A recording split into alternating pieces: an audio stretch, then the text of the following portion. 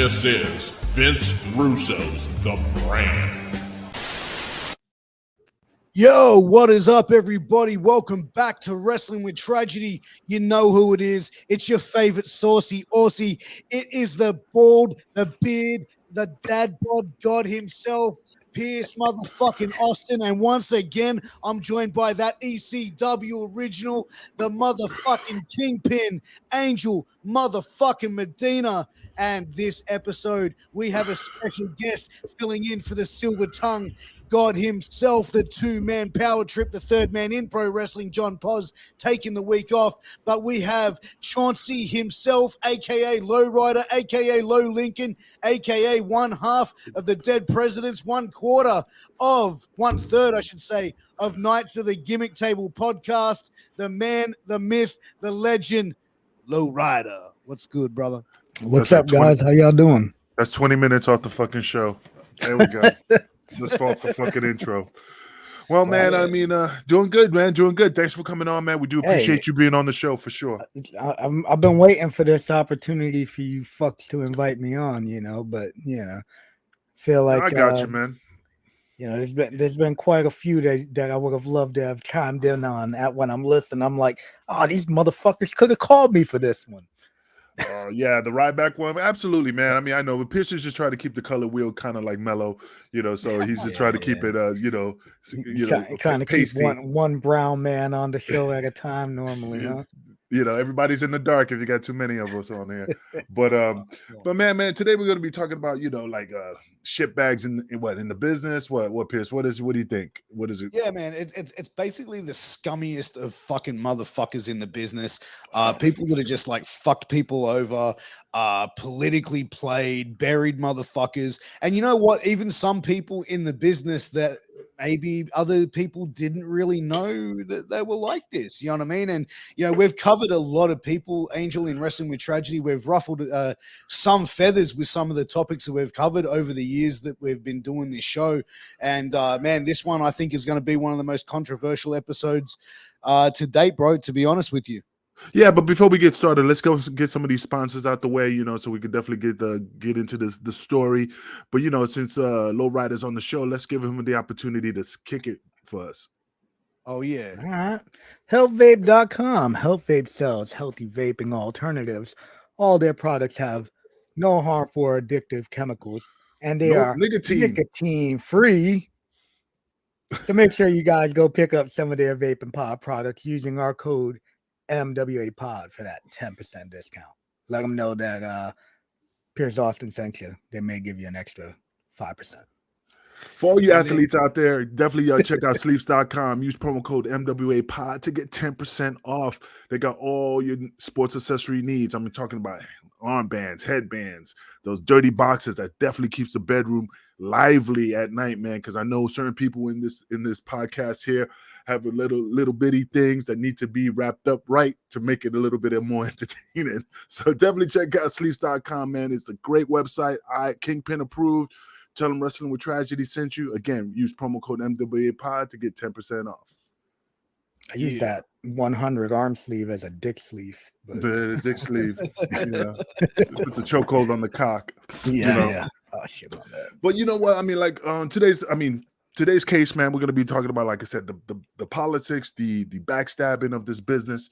That kind of like puts a bad taste in a lot of seasoned veterans' mouth, like myself, like Lowryda, like Boogaloo, who's been in the business, for I've been doing it for 30 years. Chung, what, 20? Shit, I started in 99, so 23 now. Fuck. 23. So Lou is what, July will be 23. So Lou, what, 24, 25? 25, yeah. Fuck. It's crazy, man. So 25 years of the business, and with some salty motherfuckers on this fucking on this planet. Yeah. And the funny thing about this business that I didn't realize until now is that I remember back in the days, and I still remember it like it was yesterday, when there was some salty motherfuckers in the locker room who just really fucking just, they used, just like, how can I explain it, man? Grizzled vets that were grumpy as fuck and bitter. And I used to turn to the boys and be like, what's his problem, man? Why is he like that? I don't understand why he's not in love with this business. And I was just like not understanding until many years later, like SpongeBob, 10, 15 years later. I'm like, well, fuck this business, man. It doesn't give a fuck about nobody but itself. It's like I always say, it's like an abusive relationship. You defend that motherfucker, and you get slapped around. And you still make excuses for that bitch. You know, I can honestly say, like, some of the guys that when I first started, like, I remember enjoying the locker room at Gleason's because I felt like, you know, you were already out there and you were already making a name for yourself, and you were in there fucking popping us, you know what I'm saying? Always doing something silly to pop all the boys and keep the boys loose. So I like, as I started doing indies is when I really started experiencing the grumpy ass indie guys that had been, you know, out on the road previously all over, or, you know, former WWF guys or WCW guys that were just grumpy as fuck. And I was like, man, these guys are dicks. And then you realize, like, they're not dicks, man. It's just they're burnt. You know, they're fucking fed up with, you know, they're seeing, these guys went from seeing motherfuckers that look like Angel and were taking over their spots, you know what I'm saying? And they were younger, to now seeing 130-pound Lowryda in the locker room. Like, look at this fucking guy. Like, what the fuck is this, you know? Yeah. But you know what's funny though? If they would have, I mean, the reason why some athletes, you know, in this business that are like salty and shit is because, I mean, my opinion is, I mean, half of them blew most of their money into the, you know, up their nose, buying jewelry, buying Cadillacs, you know, trying to live the lifestyle. And then when they fall to the wayside, they get shook. Oh, who this fucking kid trying to take my money? Because now they're freaking out because they don't have no more money, you know, and stuff. And I met some of my top favorite wrestlers that were broke as a joke, you know, I mean, literally broke, you know, and I felt bad because, you know, these guys are supposed to be gazillionaires, you know, and stuff. And that's the sad part. You know what about, okay, I'm going to throw a name out there for you for shitbags in the professional wrestling business. And this is probably going to be the biggest name like ever in the, like Hulk Hogan. He's proven to be a fucking piece of shit. You know what I mean? Like years of burying motherfuckers. Obviously, you know, when you're earning that sort of level of money, you're going to do whatever you can to stay on top for as long as you can. But, you know, how many fucking careers did that fucker bury and burn out? You know, how much fucking shit did he fucking get done outside of that as well? Like, even like just going to TNA, bleeding that fucking place dry, you know, and then, you know, WCW, the same sort of shit. And then also later on, sex tape with his best friend's wife. And then, you know, the comments made about his daughter dating, you know, African-American, you know, basketball neighbors. Yeah. Well, I mean, the first thing, I mean, in regards to, you know, Hogan, you know, dropping the M-bomb and stuff like that in regards to the, you know, the individual who was dating his daughter. I mean, it's kind of, like I said, if it's a thug, you know, it's like a real thug coming in your house and he's just, you know, your son, you know, and just, I don't know. I mean, if a dude walked in the house and he was kind of, you know, neighborish, then I'd be like, you know, like, this, whoa, hold you up. know, this fool, either he should be a basketball player making millions, and I can accept it, but this thug is not going to be dating my daughter. I mean, it's the same thing as white trash. It's the same as, you know, Hispanics, you know, who are just, you know, what damn Hey, it. papi. No, man. I mean, just street thugs, man. I mean, Yeah. So, I mean, Hogan, I mean, I don't know, man. He can't be saying he was racist and shit because he, you know, Booker T, Virgil, all these motherfuckers that were his friends.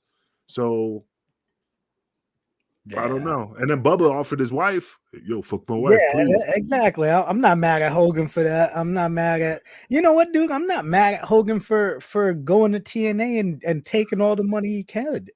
Like, yo, you trying to make money in this business, bro. Like, if I could have gotten paid, I would have been up in there like, how much you giving me? I'll take it. You know, like I don't really know, you know. For me, man, I can't say much bad shit about Hogan besides the fact that I didn't think he was the greatest worker, but at the same time, you know, like the motherfucker put asses in the seats, bro. Like, You know, so I've we seen the saying that Hogan Japanese is stuff it? Would we say with Hogan's a shitbag, or would we say Hogan's a? he's a politicker, bro. He He is a made his money. politicker. And you know, like I can't be mad at the dude for trying to get his bread. You know what I'm saying? Like, Sure. so I don't know, man. I wouldn't, you know, but I call him a shitbag for banging his best friend's wife that gave it to him. You know what I'm saying? Like, Yeah. He wrapped it. that was handed to him. You know what I'm Yeah, saying? with a Like, bow, like a car. and they set his ass up too on top of it. You know, like, come on, man. Yeah. You knew what was up with that, and then they wanted to try and make money off of it. If anybody's a shitbag, it's Bubba the Love Sponge, you know? Yeah, because he was trying to like Yeah, he pimped blackmail out him. his wife and then tried to blackmail his so-called best friend, you know? That's some fucked up shit. That's some pretty cold-hearted shit. But like, would you consider like Bubba in the business? Like, what did he really have? Because like Bubba the Love Sponge, man, didn't he get like Kia Stevens, who was fucking what's her name? Kong, Awesome Kong in TNA. And I think she was Karma in WWE. She apparently wanted to beat the fuck out of him. Is that yours? How is that yours or mine? Yeah, that's my kid. Okay. I was trying to keep talking to bury out. I had to check and see. I was like, is that mine? All right. But yeah, sorry Bubba the Love Sponge, man. Like apparently he was a real fucking scumbag where like Awesome Kong wanted to beat the shit out of him, and apparently he called her like a racist, like you big. No, really? I bitch, didn't even yeah. know about that. To tell you the truth, bro, I honestly didn't really know much about Bubba the Love Sponge until I heard Hogan was banging his wife on a tape. You know what I'm saying? So Well, I had heard like he was with TNA or whatever, did some spots there, but. Well, I mean, the thing is that with Bubba the Love Sponge, I mean, the thing is that he never paid his dues, man. He was just a radio DJ that was just riding on the coattails of Hulk Hogan to get into the business and rubbing elbows with everybody else. So what he was getting in the locker room, meeting these wrestlers, again, you're an outsider coming into the lion's den. So, I mean, you need to tread lightly. You need to like be respectful. You need to be like, hey, man, thank you for letting me be here. I appreciate it. I know. You know, I don't even think I deserve to be here. So thank you for even letting me walk through the front door as a guest. Because you always are a guest until you prove yourself. 100%. So, but he was living off his hype because he was a DJ. It's like Howard Stern walking in the locker room. Yeah, it's Howard Stern, but then again, you're walking into our world, you know. So he should be appreciative. You know, look at Johnny Knoxville. Thank you, I appreciate you, thank you. You know, because he knew that he's out of his realm. You got to show that respect. You know, but yeah, man. I mean, it's just I think that's the reason why he was being shit on, because I think he was just believing his own hype. And he probably came in there with Hogan, so he was probably definitely feeling himself, you know. Oh yeah, man. If you came in with fucking Shawn Michaels, Scott Hall, and fucking Triple H, and you're part of the joking around with them, and you think you're in with the in crowd, then you probably you'd be gassed. Yeah, you know, your head be big. Like hell yeah, I'm part of the clique. No, you're not, bro.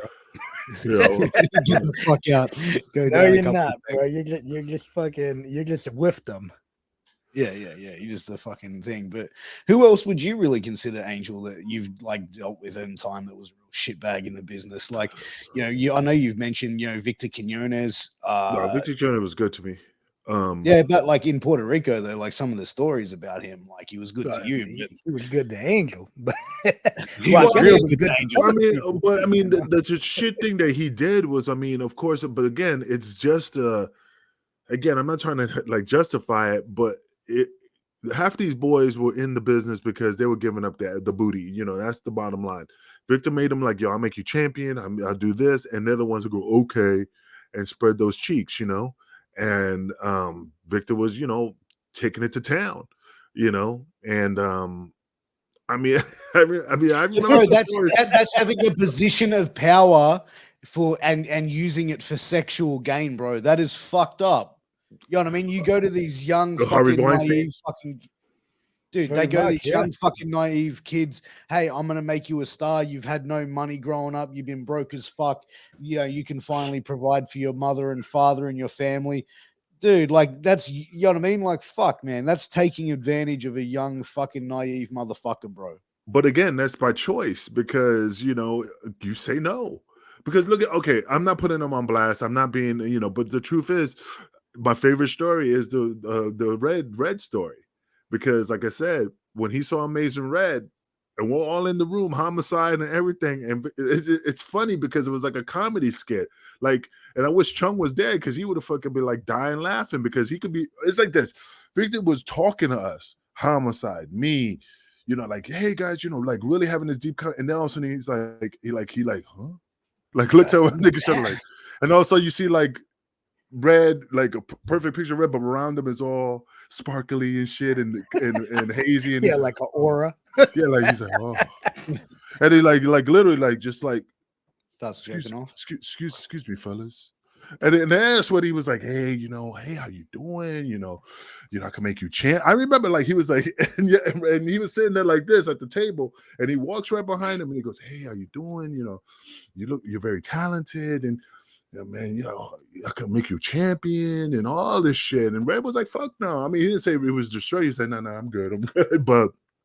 But he was all like, just like I'm telling you, Chung, it was that Euro trip scene where he's like, oh, Miss Scusi. He was like, when he was talking to him, he was massaging his shoulder. And Red, of course, he was literally turning red because me and Homicide were dying laughing because he was seeing us and he's getting mad because we're laughing and not even intervening because we're just letting it go because we're still trying to figure out where Victor was taking this to.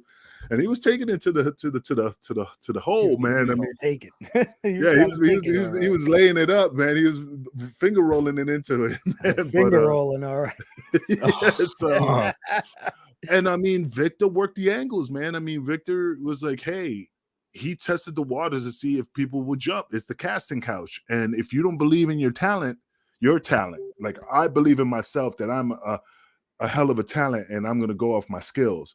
But if you have doubt and you think because you're going to spread your ass and like, hey, well, if this is the way I got to get into the business, then you don't have enough confidence in yourself and your abilities. You know, you're just working your way into it. And I seen it, you know. I mean, like I said, I was in the apartment with Victor when I went to his apartment, and Chung, he was in a bathrobe, and he sat there across from me, and you know, of course, his balls are hanging out, and I'm sitting there. And I was talking like, hey, Victor, I want to go to Japan. Oh, you want to go to Japan? No problem. You know, just give me some pictures. We'll definitely get you in Japan. There was no, because I was in this flavor of the month and I was safe. But anybody white with blue eyes and blonde hair looks like they were 10 years old. Oh, yeah. Just look at those jobs. That's a scumbag though, bro. Yeah. You had to have that look. That's not the route that I would have wanted. You know, that's not the route anyone would have wanted, man. Like fuck, like if someone came up to you, like you as an aspiring wrestler, like I can just imagine actually someone coming up to your brother Boogaloo and going, "Hey, listen, man, if you want to be like the top guy here, bro, like yeah, you just got to spread those cheeks for me." No, I'm good. like when we went to wrestle in North Carolina and shit, they had that guy Bernard that we worked for that did the empty arena wrestling. Yeah, I heard of that. Oh yeah, the guy that's I remember that. Where people were like, "Oh yeah, he's gonna superimpose the fans." Then we heard it was being sold as male on male wrestling. I'm like, what the fuck? But yo, the dude paid us great. He ain't ever try shit with me. But like Nick Burke was in there wearing like he had like a bag of Speedos. And he'd be like, hey, I want you to wear these Speedos, take pictures. I want you to wrestle in these Speedos. I remember Nick Burke doing it. I remember fucking the Unibrow Matt Striker doing it. You know, man, there was a bunch of motherfuckers that did it. But I remember him asking my brother. My brother was like, yeah, nah, I don't wear Speedos, man. But he was like, come on, Boogaloo. That's how he talked.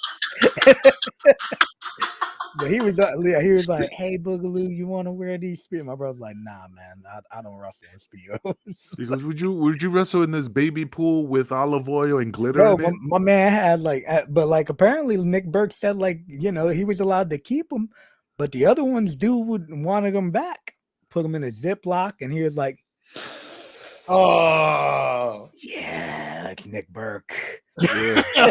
That's fucked up. He probably has like a Ziploc with the with the little so he can write on it. AJ Styles, bro. Like a lot of motherfuckers wrestled there. Sonny Siaki, Elix Skipper, fucking Alan worked for him too. Alan Funk worked there. Like my brother said we met Alan there. I don't really remember, bro. Like I don't remember a lot of those days. I might have been a little baked. Dude, talking about indies, remember like Ring of Honor back in the early days, and Teddy Hart did a Ring of Honor show, and they had like a fucking cage match, and afterwards, apparently, Teddy Hart's a shitbag. Yeah. He's a shitbag. But dude, this is the start of it. This is the fucking story which I find interesting. Is like he started climbing to the top of the cage and started like going in for business for himself, doing moonsaults and all kinds of shit. And then he claimed that he was concussed and shit. And I heard like, I think it was Homicide or Samoa Joe. Apparently, fucking got backstage and kicked the fuck out of him out of the locker room. Like, get the fuck out! Like, threw his bags in the street. I wasn't there at that time. I wasn't, I used to go a lot with my brother and D and them, but at that time, my brother was already shit canned, so we weren't attending any of those shows. But that dude Teddy Hart's a piece of shit, man. He's got a lot of scumbag shit that he's done throughout the business over the years, Well, dude, he was fucking he was like signed to WWE at like fucking 17 years of age or like 18. I mean, like at such a young age. He had the fucking world by the fucking balls. The dude's talented, man. Himself. He's talented, don't get me wrong. It's just his personality and he's got that, he has that Hart name. Yeah. So he thought, he deserved more. Well, but he did get the opportunities. Yeah. I mean, sometimes the name doesn't really matter because look at Horace Hogan. I mean, it just depends, Yeah. But I don't think. Yeah, but that motherfucker got a nice payday. Fuck yeah. I mean, in this business, man, like I said, there's certain guys, like I said, there's guys in ECW that, I mean, like I said, I separate business from friendship, and certain guys in the business, and like I said, like Steve Corino, I love Steve from a different side, but business-wise, it's all about Steve, I mean, he promised, I remember when ECW, and he was like, I asked him about Japan again. This is before the Victor thing, and I'm like, hey, man, goes, I got you, I'll hook you up, don't worry about it, brother. And then, boom, nothing. Then when I went to ROH in St. Louis, Nana told me to come down. I saw Steve Corino there. We talked it up. Oh, blah, blah, blah. It's good to see you, Angel. Yo, here's my number. Call me. When I called the fool, yep, the number you have reached has been disconnected. I said, this motherfucker. And then, then I see him in WWE. Hey, brother, how's everything? How you doing? Like we're the best of friends. And I'm like, but when it comes to business, it's all about Steve, man. If you don't fall into that category with Steve, he's not going to hook you up. And the worst thing about it, man, the thing that pisses me off about Steve is that I know the motherfucker from Jump Street. When the motherfucker was with the greasy hair, skinny, 1, 2, 3 kid looking. Bad body having. Yeah, man. We're at the fucking junior high school gymnasium. Fucking Crowbar was known as Devin Storm. Ace Darling was there. I remember like yesterday. Oh, hey, brother, the guy worked at Wawa's stocking milk. I mean, I knew him from Jump Street, and I never asked that motherfucker for anything. And if it was a no, it's a no. Yeah, just be like, yo, I can't do you, bro. Yeah, I mean, anybody who came to ECW and said, Angel, can you hook me? If Chung came up and said, hey, can you hook me? I'll try. And I'll come back to him, hey, man, I couldn't. They said no. That's it. It's not hard to go and ask a question, really, and say, hey, can we sort of organize this? Can you have a look at this guy, or for whatever reason? I've had people ask me, hey, man, you think you can get me here? I'm like, hey, listen, I'll just tell the promoter, like, and if the promoter's like, hey, what do you think of him? Hey, he's a good worker, but listen, that's on you, man. You're the one that's got to shell out the money. I don't fucking vouch for nobody, man. Like, the only person I can vouch for is myself. Because, you get somebody in some places, like Angel. Let's say Angel was to be like, hey, yeah, get Lowryda on over here. and then I shit the bed, they're gonna look at Angel like, "Fuck, you told us to bring this guy in." And I mean that happened to me with Roger came into ECW and Tommy's like, "What do you think? What about Roger? He's from Gleason's. He's one of us. What do you think about him?" I put him over. Roger wasn't a horrible wrestler. He was a good wrestler, but you know, a couple months later, when fucking Carlos showed up to the fucking Connecticut show, and he came in for a tryout, and Roger's like. He's like, "Oh, can I get a tryout?" And Roger's like, "Hey, ask Roger." Well, he asked Roger, and Roger's like, we're sitting there. Well, I don't know. We're all sitting down on the benches. I guess we're just talking. And Tommy's like, "Hey, you know, he's from Gleason's. You know, I'm gonna give him an opportunity. But Angel, you know, if you give me the word, you know, to give him a tryout, you know, I'll do it." But then it fell on me, like if he's the drizzling shits. So I said, no. And I point to Roger. Hey, Roger invited him. Roger needs to vouch for him. You know, I'm not saying he's the shits. I'm not saying he's not. Roger brought him. Roger fucking, you know, but I knew he wasn't a great wrestler. And I hate sounding like that, but he wasn't a great wrestler. So I didn't want to put my stamp of approval because I will fuck up the next guy, you know, that I want to bring in. And that's the problem. Is that a shitbag move? Kind of. I'm going to be honest. Yeah. But like I said, I didn't want to vouch for him because I knew he didn't have the ability to do what we could do in ECW. So that's the only time I shit on somebody like that. Give it to Roger. He brought it, he eat it, he killed it, he eat it, you know. Hey, Roger's like, no, don't give him a tryout. See, that's the fucked up part. Roger tells him to come down. Roger says, come get a tryout. When Tommy come bring your shit. Yeah. Yeah, and then when I threw it back at Roger, Roger's like, no. Because you know what? Because he knew. He knew in his heart that this guy was the drizzling shits. And he wanted, then why invite him? Yeah. That's your fault. Don't invite somebody for a tryout. Yeah. He just thought that he was just gonna come in for a workout, and time he was like, that face, that guy, who's that guy? You know, we need to sign him, you know. He thought that was gonna happen. No, you know. But like I said, I mean, there's a lot of guys in this business. Again, the guys in ECW, not all of them, that you know, known for years, and they don't even reach out, you know, and they hook a brother up and you know and give him a job, and they know we want jobs, producers, agents, and they take care of their own. Put it that way. They take care of their own. You know, I hate saying that is that type of politics, but everybody else gets taken care of. I mean, shit. Look at Homicide. I love Homicide. Same thing. Homicide hooked me up with NWA. Oh, you know, I'll talk to fucking you know, Corrigan, and then I'll talk to fucking Simon and see what's up. 10 years later. Yo, dude, what happened? Oh man, you know, he was busy. So I'll talk to him later. And I'm like, 10 years later. Dude, what's up? It's like when you asked him about the dude that you told him about trying to get him booked. Yeah, like Kurt, man. He's like, yeah. I'll check them out. I'm gonna see what I can do. And Louis like, no, you didn't. He's like, yeah, I didn't. Like, but see, that's what I get. And I told him, and I got mad at him because we're supposed to be, dude, if you can't do it, don't do it, and just tell me. I am not gonna get butthurt. That is not, we're boys. We know each other. You're Nelson. I know you Spanish. You always call me Spanish Angel. There's not gonna be any fucking hard, you know, I'm not gonna get mad. But again, the politics of the business. It's just different mindset. But again, I love Homicide, you know, but I call him out on the bullshit. The politicking is like part of the gimmick, right? Like even like some of the biggest names done fuck their boys over in the gimmicks, right? Like look at Triple H and Billy Gunn.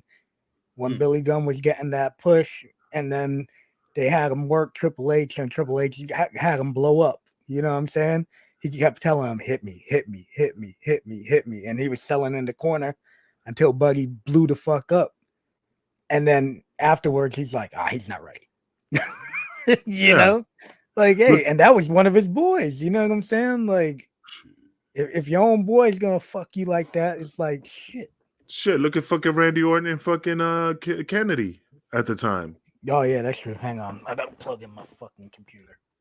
Yeah, but well, dude, like, what you know? What one thing I wanted to ask as well, like, what about like we're talking about shit bags in fucking wrestling? Fucking Joey Ryan, like that motherfucker, like had been around for fucking years.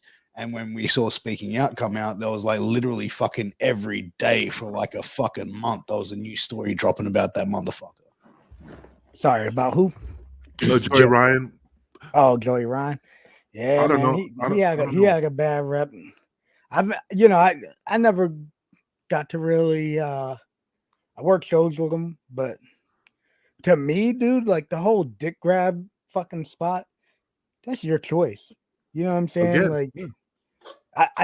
when I seen Scott Steiner do it, I was like, what the fuck? Yeah, exactly. You know what I'm saying? Like, cause there's been dudes that did it, and I'm like, this is fucking crazy. Like, I can't imagine, some of these dudes doing it, but everybody was doing it. But like, it's a fucking gimmick. It was the flavor of the month. No, it was a gimmick, man. It was a fucking gimmick. And that's the thing. If you don't want to do it, okay, I don't want to do it. And that's it. There no worries about it, But you knew his gimmick was a porn star. You knew he had the fucking molest stash going. You knew that that's his style. Then you knew what he was all about. Yeah, but what about that's one thing about being part of a gimmick, but what about the thing of him like forcing fucking, sex after shows? Yeah. Let me explain something to you. I don't know Joey Ryan, but in this fucking business, I cannot see myself forcing any woman to do anything they don't want to do, especially if I'm a fucking superstar. You don't have to force nobody. You want to fuck? That's the thing. You want to fuck and you're being blunt. The crazy thing is like these girls were going back to hotel rooms with the dude. What do you think he's expecting or gonna try? You know what I'm saying? Yeah, like they thought they considered it a safe environment because they considered him a friend. Hey, we're gonna hang out in your room. Listen, we're not fucking 12 years old. We're not 10 years old where we're gonna hang out and play a video game in the room and think that nothing's gonna happen. We're both fucking grown adults. You're coming back to my room. We probably were drinking. We were probably doing gimmicks. We were probably smoking weed. You know what I'm saying? And you're gonna come back to my hotel room.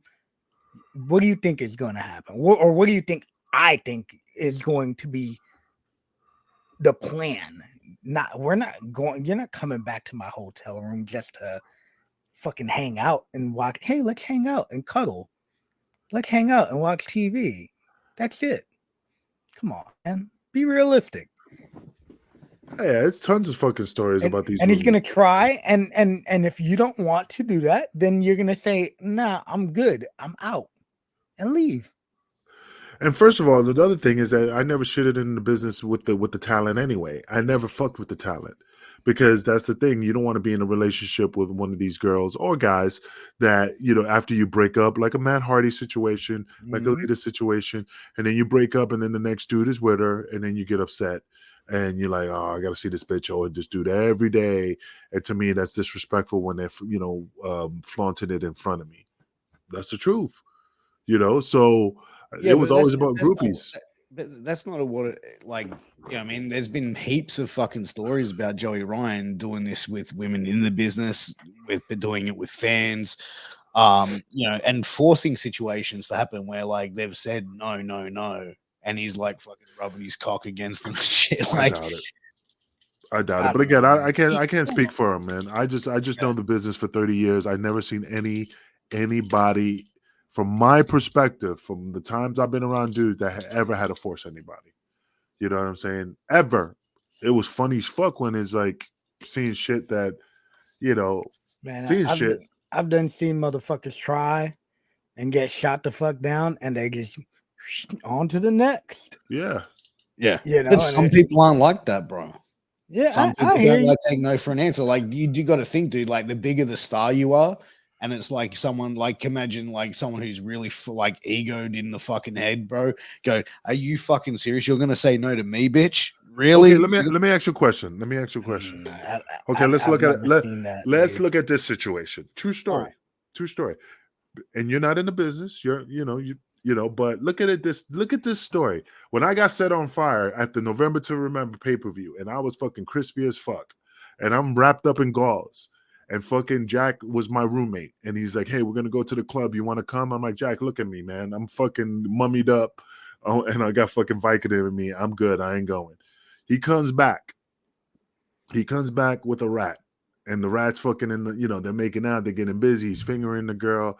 And then, and of course I'm in a dark lane there just watching. I'm not going to lie. I was like, yeah, okay. And then she like gets up and walks to the bed, and I close my eyes because it was dark. And then she goes back to the bed, and then he smells the fingers, and she goes, oh, Jack, oh, eat me. And he slaps her in the face with the fingers with a quick flick of the fingers. Like, you hear that little crack, and he goes, bitch, would you eat this? And I fucking get up laughing, and the girl was humiliated, grabs her clothes and runs out the room, and I'm fucking laughing, and Jack is serious because Jack is the type of guy, he was mad, he was serious, and he goes, nah, this shit ain't funny, neighbor, smell this and he fucking tries to stick his hands in my face, and I'm laughing on the floor with bandages all over me, the shit's unraveling like the mummy and shit, and I'm pushing his hand away. Many years later, do you see that bitch coming out of nowhere? I mean, Jack embarrassed her. Jack done a lot of stuff that I seen that to this day, no woman has come out of the woodwork after the guy's dead and gone saying, this motherfucker did this to me. And Jack is the most hardcore motherfucker and done a lot of crazy shit with bitches. And what about the fucking hotel room when they fucking put the fucking the paint tarp on the floor and they bubbled it up with soap and water, and they put the dildo helmet and they slid down the hallway while the girl's legs are spread, and they fucking impaled her with the fucking football. They called it the Rhino. That bitch never came out of the woodwork and said, and he's a WCW superstar. WCW. That's some crazy shit. Fuck. Yeah, man. What about her? Nevermore. No, yeah, hey. True story. Nevermore. True story. That's a legit but that bitch never came out of the woodwork. I mean, the my wife story. My wife. They never came out of the woodwork. That's what I'm saying, man. And these are the ECW top stars. And nothing ever happened. So that's why I know that they don't have to force nobody. I feel like the ECW fans were hardcore like the ECW workers. Dude, we had a perfect example. We had a radio DJ host that came to the hotel to do an interview with the boys. And of course, that it went from interview to show because so when we went downstairs, he's not around. So Tom Marquez is with the rat, banging her upstairs. We come downstairs, Danny Dorian, Roadkill, all those motherfuckers are sitting on a car, the rental car. Me and DeVito walking out the building, and they're like, hey, where you guys going? And we're going to the liquor store. And he goes, it's just you two, where's Tom? Oh, he's upstairs with a rat. So they're like, what? Give me and he goes, Angel, give me a hotel room key. Leaving the guy alone. Nah, give me a room key. They go up there, fucking listening to the door, and they're like, 1, 2, click, 3, kicking the door. 10 guys jump in the bed. Danny takes a big wad of wet toilet paper, throws it at her, hits her in the face. One of the boys, but she gets up, because she's all wet and hit her in the eye.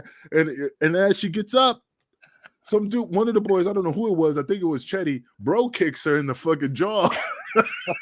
Bounces off the edge of the bed, bounces to the floor. That bitch didn't come out the woodwork. So like 10 years later, like I got bro kicked. Yeah, but that's the thing, dude. Like that sort of like shit's pretty fucked up, man. Like you know what I mean? Like the thing is, we're not talking about like the victims that aren't coming out and talking about this shit. We're talking about the people that fucking did this shit. But I know, but I'm just saying, it's just in the business. It's just, it's hard for me to believe that some guy. And again, it's possible, but just from the guys who are really hard, that I know for sure that who should be in jail for the shit that we done. Nothing. I mean, Chung, like I said, Chung still has some stories that I remember. I remember seeing somebody, a rat come out with a missing tooth one time after getting STO'd. Jesus. Yeah, she got an STO for disrespecting some cat and caught an STO right into the hotel room carpet. rat missing a front tooth. That's running out the building crying. I never heard anything after that about it though. You know what I'm saying? Like, and that was like some old shit. Like,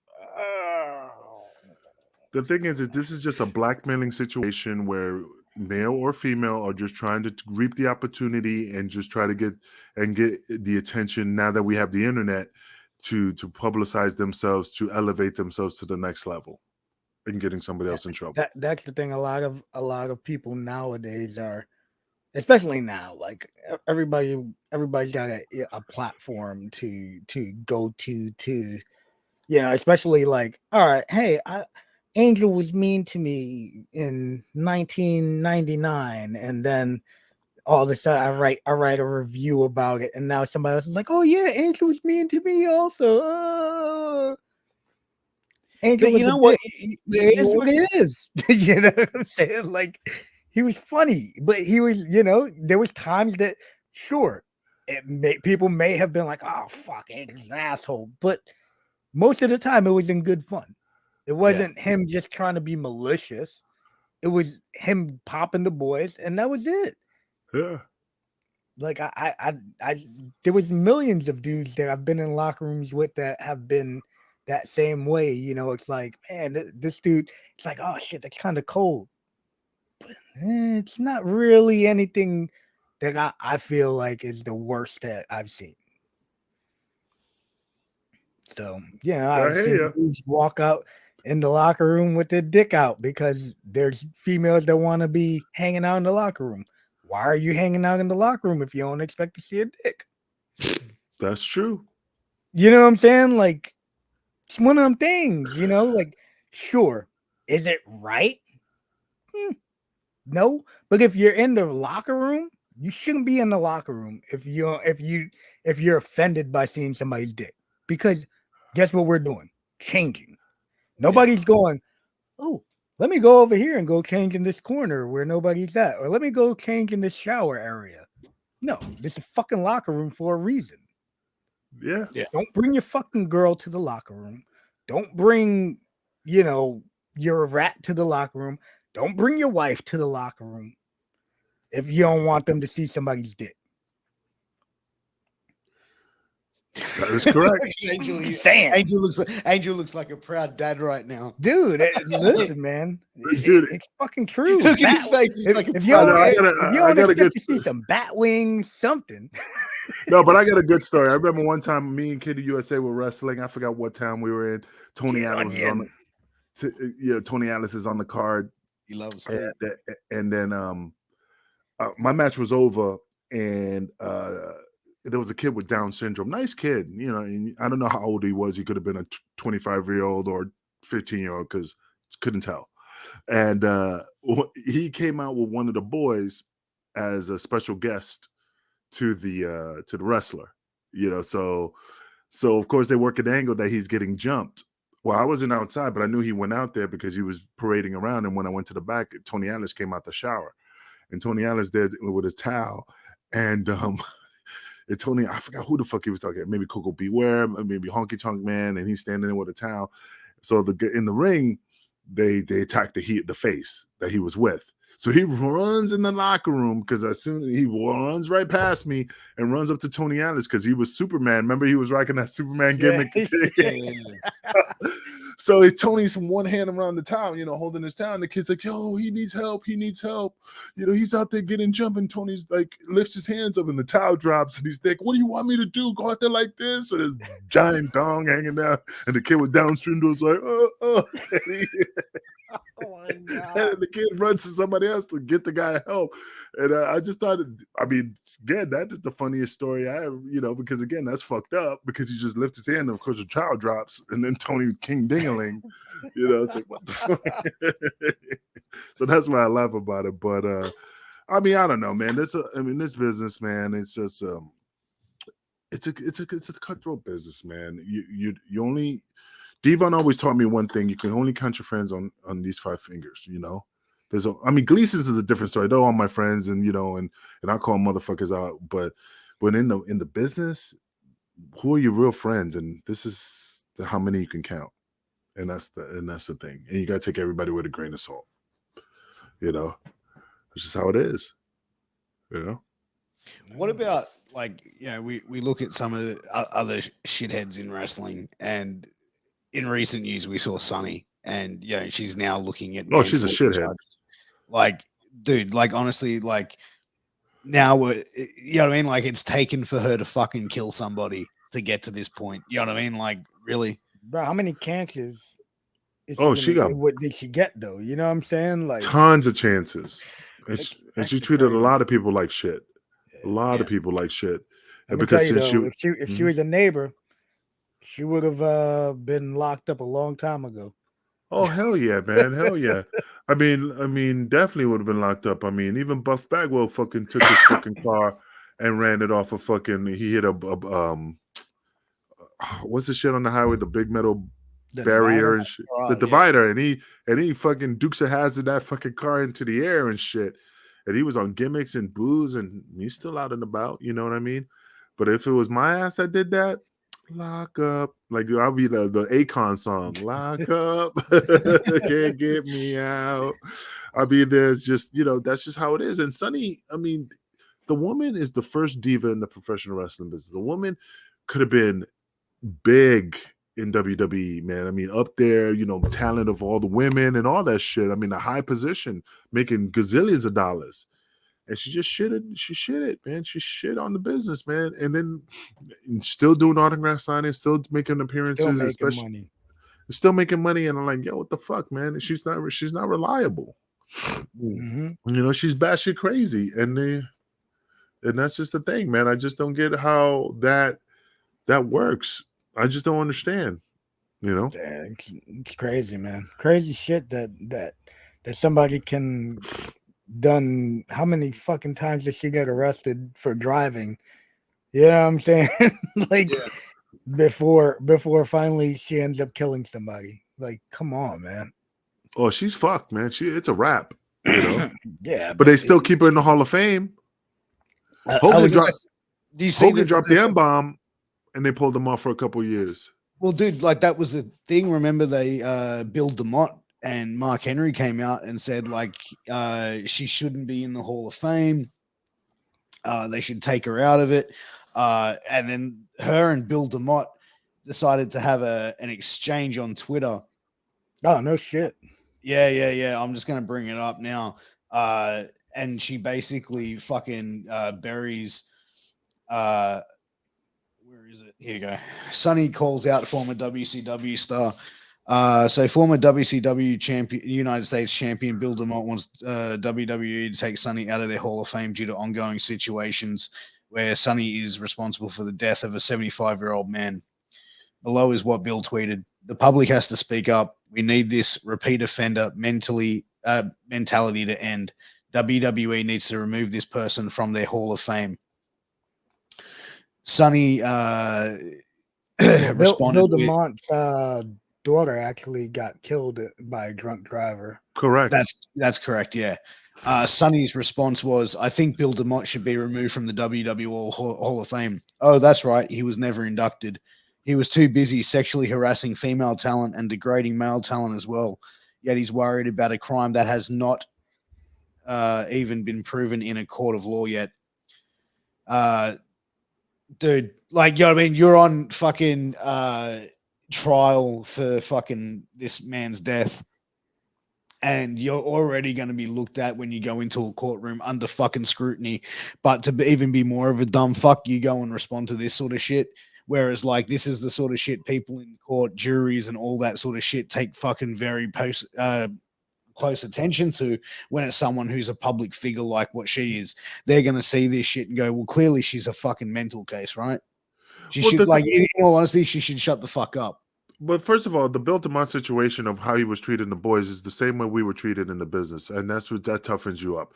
These fucking pussies were just fucking whining and throwing up the fucking stress card. So he's teasing me and fucking, that doesn't need to, be like scrutinized because that's what he did. And sexually harass women, I don't know about that. I really don't care. You know, I mean, but you bitch, you He killed somebody. But you killed. Who cares? But yeah, that's fine. He got fired, but the bitch killed somebody, man. That motherfucker can't come back. You know, everybody could resurrect a career. Everybody could make repent themselves, but this bitch took somebody's life. You know, you could never make something up, you know? And if they're going to pull Chris Benoit off, and again, I'm just using that as an example, they didn't ever put him in the Hall of Fame because of what he did, then this bitch killed somebody. You need to pull her off because of what she did. They still have Snook in, though, don't they? Huh?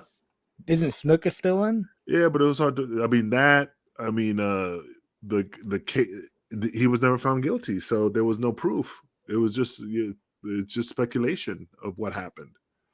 And now that he's dead, I mean, they could if they wanted to, but I didn't think it did. I think it didn't have enough traction to build up to that level. You know what I'm saying? And stuff. But I just think, like I said, no matter what Sunny says or what she's like offended about everybody. And again, she could be watching this right now and tell me, well, Angel, you know, you flash in the pan, you know, whatever. Fuck you, bitch. I got freedom. I got the world title of freedom around my waist. You know, so while you're in that fucking jail cell, fucking washing some bitch's drawers and fucking, you know, I got freedom. I never done fucked up shit like that. You think she's gonna be singing "I Know You Want Me"? Oh yeah, bro. She's gonna be making dildos out of soap for the rest of her life. You know, dude. But that's the thing. It's not even just this instance with Sunny. Like, she's been a fucking notorious fucking pest in the world of professional wrestling for fucking decades now. Yeah, damn fucking right. Yeah, she's over the fucking years, man. I remember tons of times in the locker room with her being, you know, gimmicked up. You know, I remember there was a Goodman show where her and Missy Hyatt were both all gimmicked up, and Missy Hyatt fucking tripped on the boardwalk and busted her ass and was fucking bleeding and shit. And you know, they were both all fucking gimmicked up, like they were crawling around on the fucking boardwalk like, you know, hobos, you know what I'm saying? Like, yeah, but you know what? Like, it's Sunny. You know, her fucking behavior and the shit that she's done. Like, even the fucking, like, you know, like Chris Candido, which every story I've heard, I've never heard a bad fucking word about that motherfucker. You know what I mean? Like, everyone who I've ever spoken to has said positive shit, but like the one toxic part of his fucking world was her, where she fucked him up. Like, she wasn't responsible for his death, but like, you know what I mean? Like, this, she put this motherfucker through a lot. She emotionally, mentally fucked with him. Yeah, she fucked that dude's mind up so bad, man. Like, that, he was an awesome dude, man. Sharing the locker room with him was a fucking honor, you know. Yeah, he was a nice, but he was always a nice dude, man. And you know, when you hear the stories of some of these dudes, like, you know, banging her while he was in the shower, or while he was fucking, you know, pilled up or whatever, like, it's fucking crazy, man. Like, oh yeah, that, you know, and that's the thing. He you know, like I remember, I mean, PJ put that on a podcast. I mean, in regards to how he was in the shower, and she's like, "Hey, you know, he's in the shower. Just fuck me right here while he's in the shower." And he was like, "Nah, I ain't gonna do that." You know, I mean, that's how grimy she is. This is how much respect she had. But I heard stories that he was into that type of shit. You know, again, that's just rumors and innuendos and that stuff. But again, if he wasn't, then, you know, that bitch is just, you know, fucked up. You know what I'm saying? Yeah, dude, fucking oath. Like, it's, you know, and that's the tolerated thing, that shit. He did. And he shouldn't have, because the guy was a good-looking guy, very great physique. You know, he could have had any bitch he wanted. That's just how it was, man. Do you reckon she fucking fucked up his career a few times? Oh, I'm sure. Because he was guilty of association with that bitch. Well, yeah, because he was always, I think, willing to go with her also, you know? Yeah. So, you know, and then I think when shit went downhill for him in WWF or WWE, whatever, like, she stayed around, you know, she didn't bounce with him. I just think the situation is like, you know, just like any guy, you know, hey, you're gonna let my wife go, I'm going.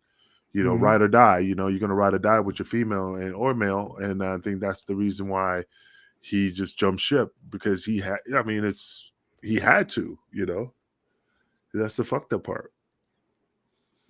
Yeah, it's fucking is, man. But look, it is time for us to ride off into the sunset, boys. We have gone and covered this, but I think there's definitely a way that we can do a part 2 of somewhere down the line as well. We could probably do 2, 3, 4, because there's tons of people that we probably ain't even scratched the surface on because we kind of got sidetracked on. Well, I mean, sometimes you got to go sidetrack to make it a little bit of entertainment here, but like I said, I mean, we could always do a part 2, part 8, part 9, part 30 because this is a continuing circle, so it doesn't stop there. You know, you can do like from each fucking fed, I'm sure, if you really wanted to. Come back.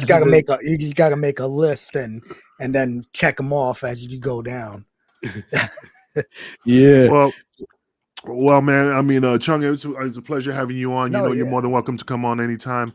For all you fans out there, check out Nights of the Gimmick Table, one of the best shows out there. I get entertained all the time watching these motherfuckers, cracking jokes and stuff like that.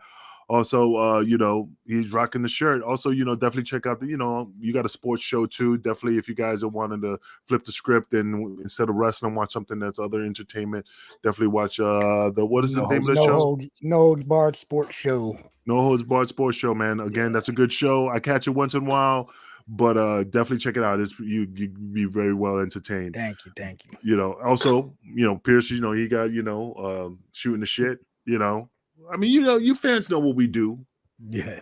And what we do podcast network, we be busy. Yeah, absolutely. Pierce is on like episode 452 right now. Close. Absolutely, but guys, make sure you check out our sponsors, sleeves.com and healthvape.com. Use those promo codes MWAPod to get a 10% discount on your final purchase. Guys, we got another couple of episodes that we got coming up straight after this one. We're going to be covering Jimmy Savile, which is a 2-part episode, or 2-episode topic we're going to be covering, I should say, sorry. And there's a lot to go into on Jimmy Savile. So guys, make sure you tune in for that.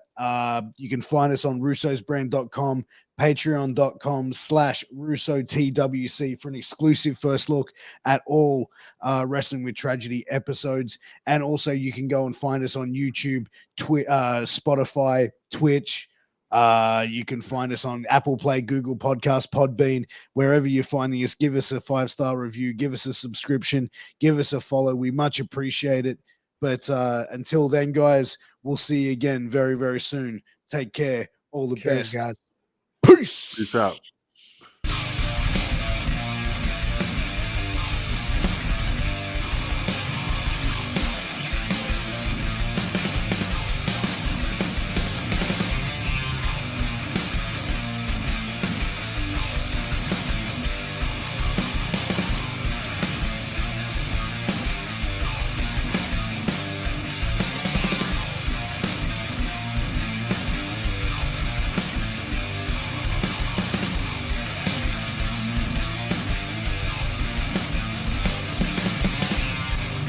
This is Vince Russo's The